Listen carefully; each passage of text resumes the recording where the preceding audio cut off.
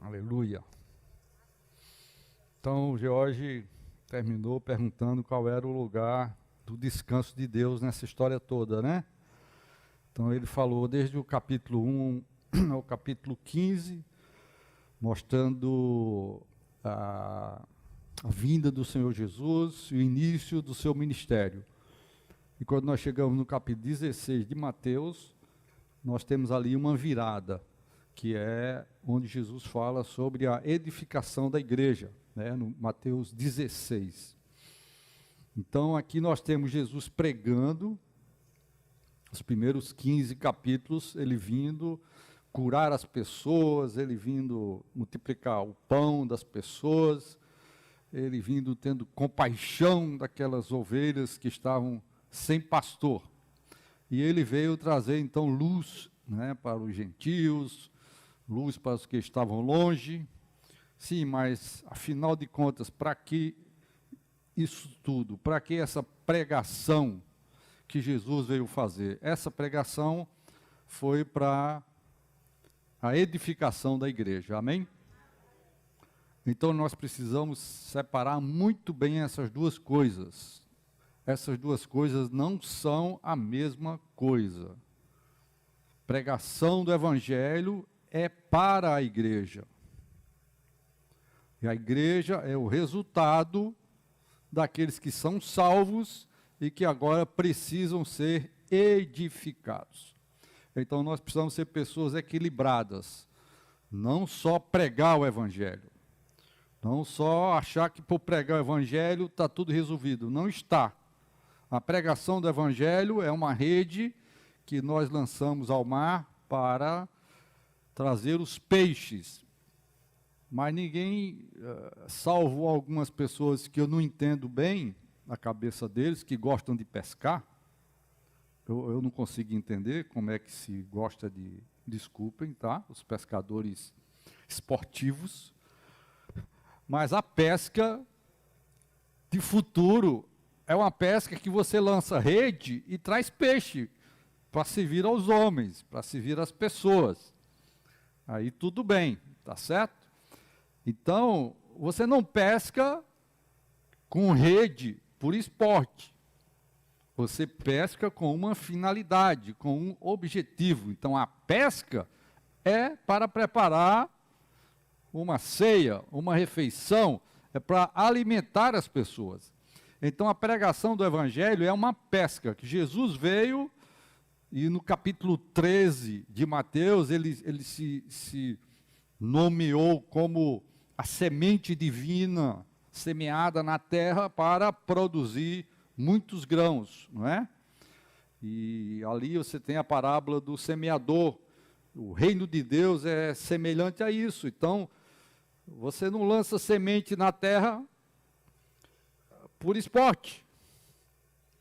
Você lança para colher e para uma finalidade. Então, na igreja nós precisamos ser equilibrados. Por um lado, temos a pregação do Evangelho, mas não podemos esquecer, irmãos, que nós precisamos ser edificados uns com os outros. Viver de pregar o Evangelho é mais fácil do que o viver de edificação. Talvez você diga, não, meu irmão, eu tenho muita dificuldade, eu não sei orar pelas pessoas, eu não sei fazer comportagem.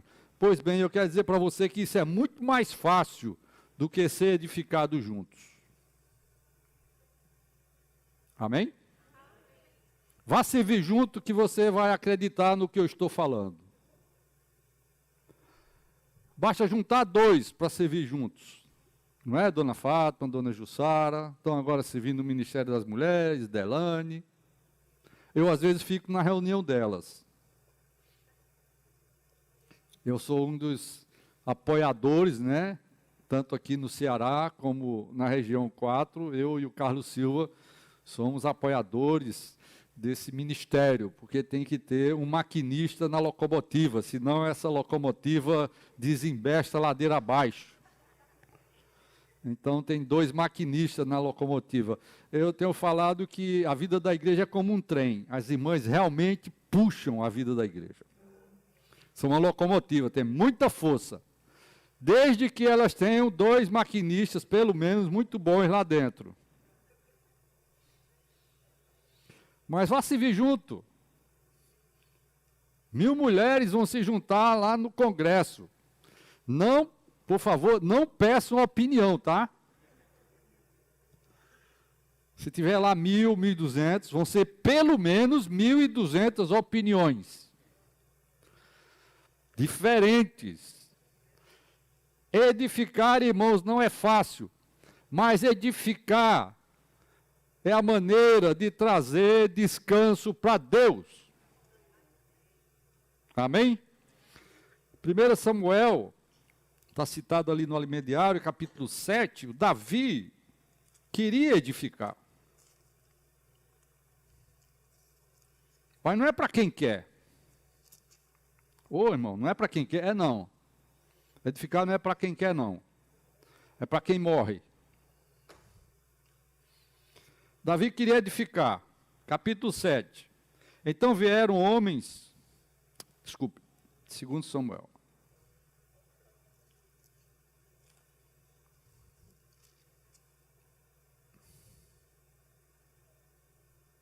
Eu esqueci de marcar aqui. Senhor Jesus. 2 Samuel 7. Sucedeu que, habitando o rei Davi em sua própria casa, tendo-lhe o Senhor dado descanso de todos os seus inimigos em redor, disse o rei ao profeta Natã: olha, eu moro em casa de cedros, e a arca de Deus se acha numa tenda. A arca de Deus naquela época era a representação de Deus aqui na terra. Temos que entender que no Velho Testamento isso é figura, tá? Então não é que Deus era aquela arca, e nem que Deus precisava de uma casa, mas a arca precisava de uma casa, e até então estava numa tenda. Disse Natã ao rei: vai, faze tudo quanto está no teu coração, porque o Senhor é contigo. A intenção de Davi era boa? Era. E o profeta foi levado pela boa intenção de Davi, que não estava correta, ou não estava na hora. E de noite, porém naquela mesma noite, veio a palavra do Senhor a Natã, dizendo: vai e diz a meu servo Davi, assim diz o Senhor, edificar-me-ás tu casa para minha habitação? Porque em casa nenhuma habitei desde o dia em que fiz subir os filhos de Israel do Egito até o dia de hoje, mas tenho andado em tenda, em tabernáculo. Em todo lugar em que andei com todos os filhos de Israel, falei acaso alguma palavra com qualquer das suas tribos, a quem mandei apacentar o meu povo de Israel, dizendo: por que não me edificais uma casa de cedro? Ou seja, eu estava dizendo, até hoje eu não pedi a vocês para edificar essa casa. Agora, pois, assim dirás a meu servo Davi: assim diz o Senhor dos Exércitos, tomei-te da malhada, de detrás das ovelhas, para que fosses príncipe sobre o meu povo, sobre Israel. Tá? Essa era a sua obrigação, ser príncipe. Mas eu não mandei você fazer casa. E fui contigo por onde quer que andaste, eliminei os teus inimigos diante de ti e fiz grande o teu nome, como só os grandes têm na terra. Aquele jovem Davi, que foi até desprezado pela sua família na hora que foram escolher, né, o rei. O pai nem considerou ele, deixou ele cuidando lá das ovelhas. Agora ele está entre os grandes da terra. Quem fez isso? Deus. Esse era o plano de Deus para Davi. Preparei lugar para o meu povo, para Israel, e o plantar. Prepararei lugar para o meu povo, para Israel, e o plantarei para que habite no seu lugar e não mais seja perturbado, e jamais os filhos da perversidade o aflijam como dantes. Desde o dia em que mandei houvesse juízes sobre o meu povo Israel. Dar-te-ei, porém, descanso de todos os teus inimigos. Também, presta atenção a essa virada aqui na conversa de Deus. Também o Senhor te faz saber que Ele, o Senhor, te fará casa. Na versão mais de acordo com o original, quer dizer o seguinte: Deus primeiro quer fazer uma casa dentro de você, Davi. Não venha com essa história de fazer uma casa para mim, se essa casa não está feita dentro de você. Quando teus dias se cumprirem e descansares com teus pais, então farei levantar depois de ti o descendente, o teu descendente, que procederá de ti, e estabelecerei o seu reino. Este edificará uma casa ao meu nome, e eu estabelecerei para sempre o trono do seu reino. A gente sabe que isso aqui é Salomão. Qual é a lição que Deus quer dar para nós? Morra. Morra, meu irmão. Porque só o que sai da sua morte, depois, o seu descendente, é que vai edificar uma casa para mim. No Novo Testamento significa o seguinte: o velho homem não pode edificar a casa de Deus. Davi pode ter lutado, Davi pode ter guerreado, foi príncipe, cumpriu tudo o que Deus determinou para ele, mas edificar a casa tinha que ser primeiro dentro dele, edificar uma casa dentro dele, interiormente. E essa edificação interior leva a pessoa para a morte. E depois que você morrer, sai um descendente, um novo homem, e esse novo homem é quem edifica a igreja. Amém? Está claro isso aí? Isaías 57.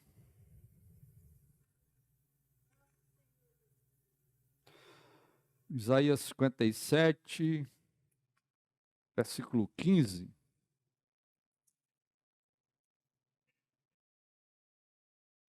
Porque assim diz o alto, o sublime, que habita a eternidade, o qual tem o nome de santo. Habito no alto e santo lugar, mas habito também com o contrito e abatido de espírito, para vivificar o espírito dos abatidos e vivificar o coração dos contritos. Então, só na hora que Deus começa a habitar dentro de você, que você dá chance para Ele fazer alguma coisa dentro de você, isso, né? O George citou as bem-aventuranças. A primeira bem-aventurança é: bem-aventurados os pobres de espírito. Por isso que tudo que está escrito até o capítulo 15 são elementos que nós precisamos juntar para ter o capítulo 16 em diante, que é a edificação da igreja. Deus primeiro precisa habitar em nosso coração, mas um coração esvaziado. Ou seja, um coração em que o velho homem morre e um novo homem está preparado para edificar a casa de Deus. Não sei se ficou claro para vocês. O livro de Apocalipse tem 7 cartas para 7 igrejas.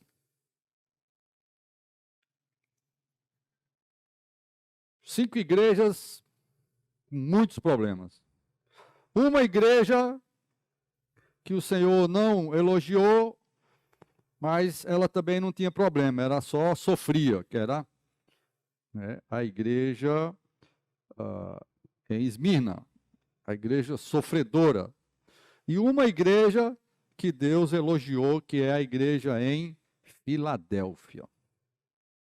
Por um lado, irmãos, existe um ensino teológico que fala que essas 7 igrejas, isso não está errado, representam a história da igreja. Éfeso é a história da igreja no primeiro século. Esmirna é a igreja sofredora, depois do segundo século até o terceiro século, 10 tribulações grandes através do Império Romano, do Nero, tá certo? Paulo foi martirizado, Pedro foi martirizado e muitos outros foram mortos naquela época. A igreja em Esmirna passou. Pérgamo significa casamento com o mundo, é quando veio uma mistura, onde o reino, o Império Romano se misturou com a igreja e a igreja virou religião oficial do Império Romano por decreto. Isso é Pérgamo. Mas ainda não era um sistema organizado. Tiatira se tornou, então, uma igreja, sistema organizado que mandava no mundo. Sardes representa a igreja reformada, com Martinho Lutero, Calvino, Zwinglio e outros, que trouxeram a Bíblia de volta e trouxeram luz na palavra de Deus. mas não completaram a obra. O Senhor falou para Sardes: não achei íntegras as tuas obras. Aí veio Filadélfia, que é uma igreja louvada por Deus, porque ela tem o nome e ela tem a palavra do Senhor e ela persevera nisso. E Laodiceia? Laodiceia é uma Filadélfia que se orgulhou. Então, aqueles que estavam em Filadélfia, que achavam que tinham tudo, que os outros não servem para nada, esses se orgulharam: estou rico, abastado e tal. Então viraram Filadélfia e Deus está fora dessa igreja. Jesus está batendo na porta, do lado de fora, esperando que alguém abra a porta para ele entrar, porque dentro só tem coisas humanas e coisas do velho homem. Isso é uma explicação da história da igreja. As primeiras 3 passaram. As 4 últimas, Tiatira, Sardes, Filadélfia e Laodiceia, caminham juntas até hoje, dentro do cristianismo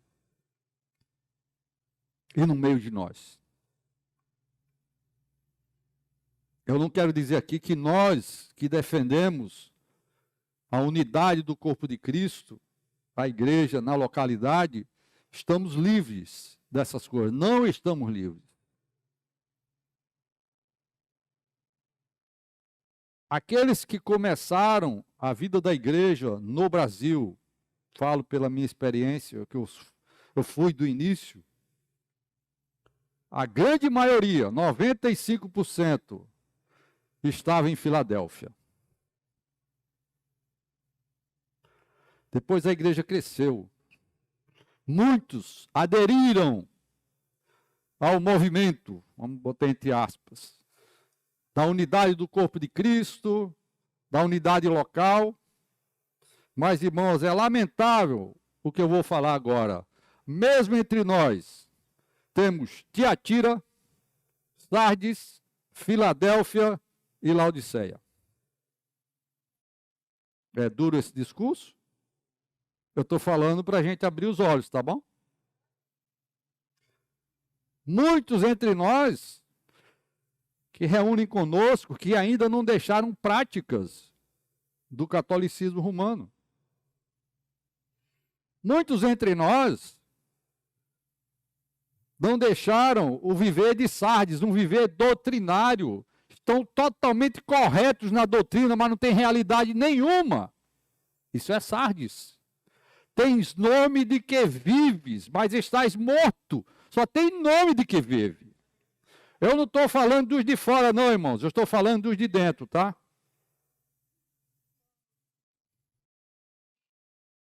Tem nome de que vive, mas está morto. Isso é Sardes. Filadélfia. Filadélfia é um grupo de vencedores. Esses têm pouca força.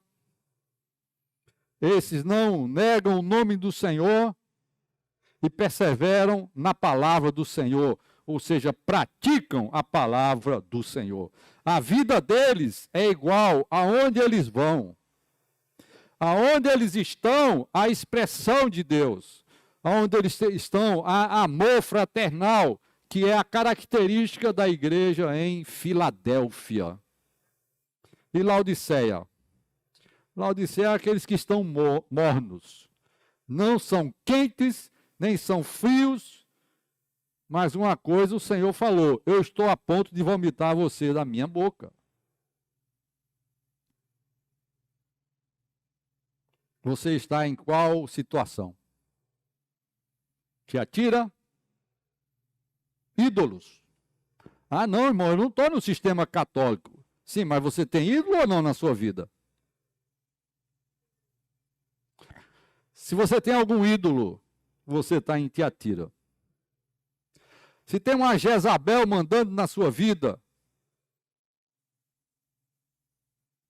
se tem uma Jezabel ditando para você o que você tem que fazer através das lives, do Instagram, do Facebook, não é, Jorge? Você está seguindo jogador de futebol, celebridade, cantores que não cantam nada, fazem outras coisas. menos cantar.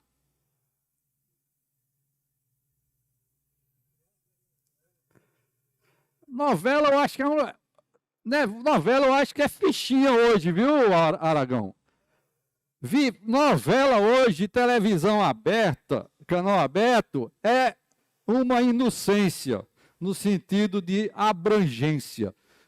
Pouca gente está assistindo. Agora, na Netflix, no canal Netflix, aí não. Aí tem muito cristão perdendo tempo, desapercebido. Isso é Jezabel. Se você é dominado por Jezabel, você está em Tiatira. Se você tem nome de que vive, mas na prática está morto, você está em Sardes. E se você está morno, não é quente nem frio, você está em Laodiceia. Hoje à noite, hoje de manhã, Deus quer nos chamar a atenção que nós devemos estar em Filadélfia. Eu vou dizer uma coisa para vocês. Eu mesmo, como eu falei para vocês, eu estou há 40 anos na vida da igreja. Não cheguei bem no iniciozinho não, mas eu cheguei quando os primeiros irmãos já tinham chegado há 5, 6 anos. Então, comparando com o tempo, eu posso dizer que eu estava no início. Então, eu presenciei toda a nossa história da restauração aqui no Brasil, na América do Sul e até no mundo. Porque, graças a Deus, eu tive o privilégio de ser um dos primeiros a pregar essa visão lá no continente europeu, lá nos anos 90. Eu vi muitas coisas acontecerem, e eu vou dizer para vocês, naquela época, 95% estava em Filadélfia.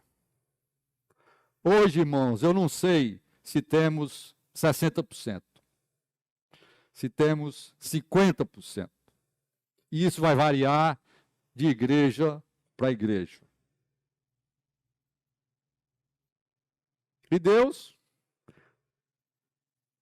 está precisando de um lugar de descanso. E o lugar do descanso de Deus é Filadélfia. Amém? Aquele que tem o coração contrito, esvaziado, aquele que é pobre de espírito. Deus está precisando de Filadélfia hoje. E é para a igreja em Filadélfia que o Senhor cochichou no ouvido, né? Dizendo que, vamos ler essa carta, que ela é muito importante.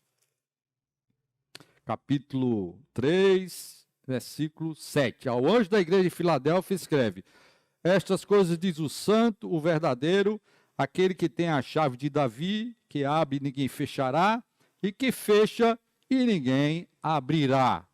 Ou seja, quem tem autoridade nessa igreja é Deus, não é o homem.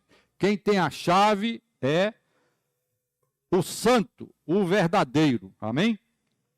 Conheça as tuas obras, eis que tenho posto diante de ti uma porta aberta, a qual ninguém pode fechar, que tens pouca força, entretanto, guardaste a minha palavra e não negaste o meu nome. Eis farei que alguns dos que são da sinagoga de Satanás, desses que assim mesmo se declaram judeus e não são, ou seja, se declaram religiosos e não são, mas mentem, eis que os farei vir e prostrar-se aos teus pés e conhecer que eu te amei. Então é uma igreja amada pelo Senhor. Amém? Por quê? Por que Deus amou a igreja de Filadélfia? Porque guardaste a palavra da minha perseverança. Também eu te guardarei da hora da provação que há de vir sobre o mundo inteiro, para experimentar os que habitam sobre a terra. E essa hora está chegando. Nesse momento, nessa hora, muitas discussões, muitas conversas estão se travando no mundo político internacional para conter o avanço da Rússia. Hoje mesmo desceu alguém em Kiev, escondido, acho que o presidente do Senado americano chegou escondido hoje em Kiev, capital da Ucrânia, para conversar com o presidente. movimentação global. E a Rússia ameaçando a guerra nuclear. Irmãos, a hora da aprovação está chegando. E só quem percebe isso é quem está em Filadélfia. O Senhor prometeu que nos livraria dessa hora. Amém? Porque nós vamos ser arrebatados antes. E pode ser hoje. E pode ser hoje à noite. Em qual igreja você vive? Qual a igreja que você vive? Eu, quando estou falando isso, não é a igreja que reúne na Lauro Maia, no Distrito 2, 3. Eu estou perguntando na condição de igreja que você vive. Qual o estado da igreja? Que é Filadélfia. E o Senhor falou mais para Filadélfia: vem sem demora, conserva o que tens, ainda tenha cuidado. Conserva o que tens para que ninguém tome a tua coroa. Quem está em Filadélfia tem uma garantia, já tem uma coroa. Mas precisa estar atento. Jezabel pode tomar sua coroa. As doutrinas de Sardes podem tomar sua coroa. E a frieza de Laodiceia, a mornidão de Laodiceia, pode tomar a sua coroa. Ao vencedor, falo-ei coluna no santuário do meu Deus. Aqui tem uma igreja edificada, um santuário edificado. Então vejo que quem edifica mesmo a igreja é aqueles que estão no estado de Filadélfia. Porque aqueles que estão vivendo a realidade de Filadélfia, eles vão ser coluna no santuário do meu Deus, e daí jamais sairá. Gravarei também sobre ele o nome do meu Deus, o nome da cidade do meu Deus, a nova Jerusalém, que desce do céu, vinda da parte do meu Deus, e o meu nome e o meu novo nome. E quem tem ouvidos, ouça o que o Espírito diz às igrejas. Se você não quiser ouvir, é problema seu.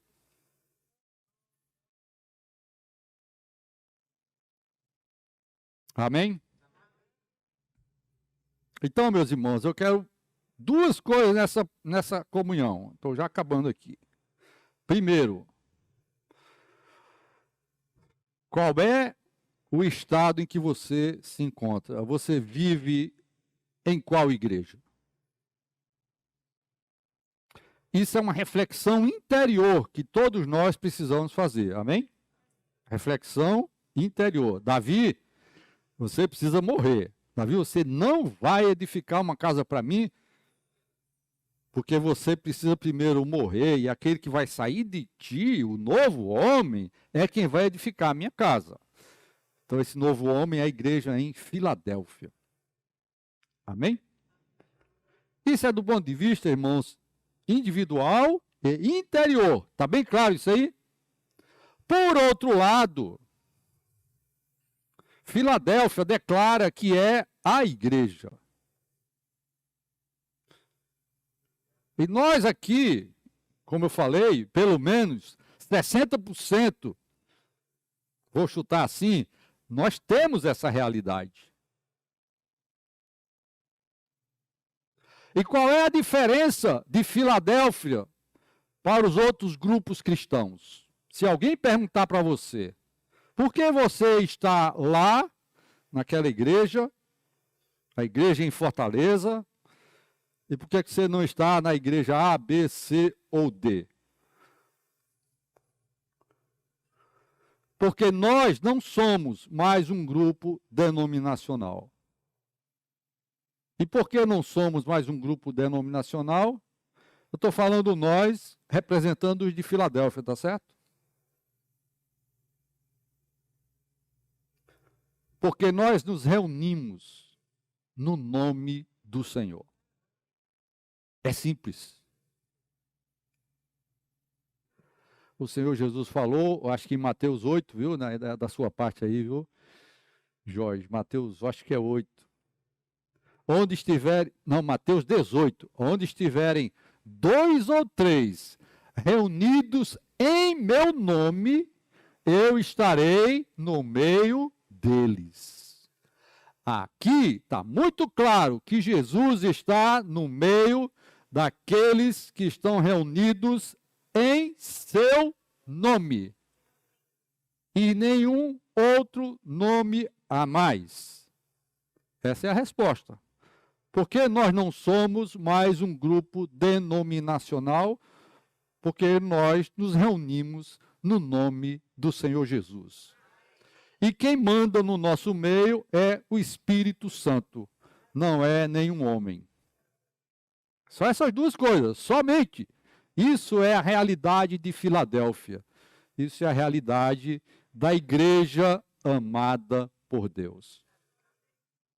Claro, nós não vamos sair por aí dizendo que os outros não estão com nada, que os outros estão para lá e para cá e não tem Deus, não. Deus, irmãos, eu terminei ontem à meia-noite, um pouquinho antes da meia-noite, eu terminei minha meta de leitura do mês de abril. Eu leio um livro por mês. E o livro que eu li esse mês de abril foi o 4º volume da história da igreja. Eu ainda estou tentando me recuperar, sabe?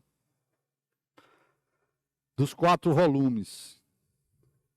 Mas graças a Deus que o final desse quarto volume foi glorioso. Porque, irmão, nesses 4 volumes, é lamentável como Deus sofreu e sofre até hoje, procurando um lugar de descanso. E ainda não tinha encontrado. Mesmo a reforma protestante, depois praticou as mesmas coisas que o catolicismo praticou com os protestantes. Quem lê a história da igreja sabe, isso aqui eu não estou falando mal não do catolicismo, isso está na internet, quem quiser leia. Mataram milhares e milhares de irmãos que tomaram o lado, né, de Martinho Lutero, de Zwinglio e de Calvino. Foram mortos nas estacas, queimados. Vocês acreditam que 100 anos depois da reforma, a própria reforma estava queimando alguns irmãos porque consideravam hereges no meio da reforma? Vocês acreditam nisso? Estou falando essas coisas, irmão, porque é que eu falei para vocês. Até o século XIX, até o início do século XIX, Sardes não tinha restaurado totalmente a vida da igreja. Mas, graças a Deus, no século XIX, por volta de 1830, no primeiro terço do século XIX, Deus levantou alguns irmãos, e eu fiquei tão alegre ontem, tão alegre, porque esses irmãos foram levantados na Irlanda. E eu amo a Irlanda. E eu fui chamado para ir à Irlanda. Eu não sei se vocês sabem, o consulado, a embaixada, o serviço de imigração irlandês, na hora que foi entregar o meu passaporte com o meu visto, eles falaram uma coisa para mim que eles não falam para ninguém. Eles chutam você, eles arrasam você que é imigrante. Eles falaram para mim, seja bem-vindo à Irlanda. Puxa, eu fiquei tão feliz, os irmãos que estavam comigo ouviram, aquilo foi em inglês, eu não entendi direito, porque o inglês dele era meio difícil, e uma irmã que estava comigo, ele está dizendo que você seja bem-vindo à Irlanda, fez um auê, tinha 200 pessoas na sala, e todo mundo viu que eu recebi os bem-vindos da Irlanda. As pessoas que recebem o passaporte, eles chamam pelo alto-falante, e vão numa cabine escondido ali e receber o seu visto. O cara saiu no meio da sala. Mr. Mendes, Mr. Mendes. Sou eu. Pegou meu passaporte. You are welcome. Jussara recebeu na cabine. Esse negócio de receber assim, foi comigo, tá certo? Jussara já tinha recebido uma semana antes, ou 10 dias antes, porque deu um problema no meu seguro e eu recebi depois. Mas Deus preparou tudo, porque eu recebi as boas-vindas do Serviço de Imigração da Irlanda para todo mundo ver. E eu estava lendo ontem, no finalzinho do volume, irmãos, o Senhor restaurou a igreja em Filadélfia a partir dos irmãos chamados Irmãos Unidos, que eles cresceram muito na Inglaterra, em Plymouth. Chama-se Irmãos de Plymouth, tá? Na Inglaterra. Chegou a ter 500 assembleias na Inglaterra. Mas começou tudo na Irlanda, em Dublin. num local que nós passamos várias vezes em frente, eu não sabia, eu vou ter que voltar lá urgente. Eu até marquei as páginas, vou tirar uma cópia e vou mandar para encorajar os irmãos que nós deixamos lá na Irlanda. Olha aqui, ó, Deus está outra vez aguardando, né, a renovação de Filadélfia. E tudo começou em Dublin, na Irlanda. Amém?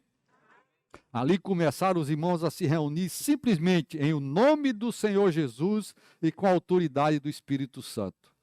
E se espalharam pelo mundo inteiro, e nós que estamos na igreja hoje, somos resultado desse movimento, dos irmãos unidos. Amém? Isso não é maravilhoso? Bom, eu vou encerrar por aqui, só queria dizer isso para vocês, que a nossa reunião, Filadélfia, na realidade, quero reprisar isso, é Filadélfia, porque ela reúne em nome do Senhor, Mateus 18, 20, e ela tem a autoridade do Espírito Santo, Atos 13. Disse o Espírito Santo, separai-me, para a igreja em Antioquia, o Espírito Santo é que disse, separai-me agora, Saulo e Barnabé, né? Barnabé e Saulo, para a obra a quem os tenho chamado. Então, quem na verdade, ó Senhor Jesus, quem na verdade manda na igreja é o Espírito Santo. Claro, através de pessoas que recebem essa autoridade, que nas igrejas locais são os presbíteros. Amém? Mas não esqueçam, reflita nessa manhã. Em que igreja você está?